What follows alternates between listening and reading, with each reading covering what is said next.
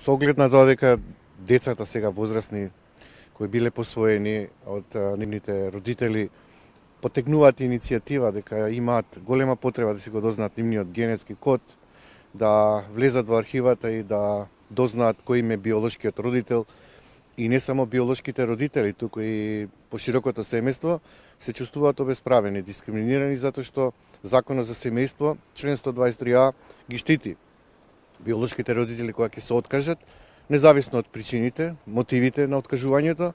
а детето според член 7 од Конвенцијата за правата на детето и препораките на Комитетот за правата на детето има право на информации за своите биолошки родители од повеќе аспекти и причини кои низ нивната пракса се покажале како многу важни. Имало многу инцестуозни врски, каде што едно од детето се влюбува во полубрат. Има шокантен однос кога детето од страна на посвоителите родители не му е соопштено на време дека е посвоено и дознава од трети страни, од страна на најблиското околина, и за него тоа е шок. Тука една многу важна ситуација мора да се разграничи, дека не се исклучуваат биолошките родители и посвоителите родители во заедничкиот интерес правилен раст и развој на детето. Имено може да се случи и покаяние од страна на биолошкиот родител по известно време да сака или детето да го открие и да се воспостави повторно врска со биолошкиот родител, но не значи дека детето кој живее кај посвоителите родители помалку ќе ги сака. Напротив, можат заеднички да градат релации во интерес на детето, а дури има и ситуации кога посвоителите родители трагаат заедно со децата да си ги пронајдат биолошките родители. Знаете, во една сфера на информатичко општество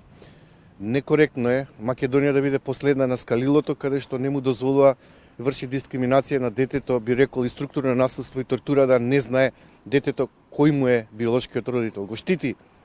биолошкиот родител кога се откажува од детето, а на детето не му дава право на вистинска информација да знае и за генетските аспекти, и за потеклото на родителите, и за болестите евентуални ако ги има наследни,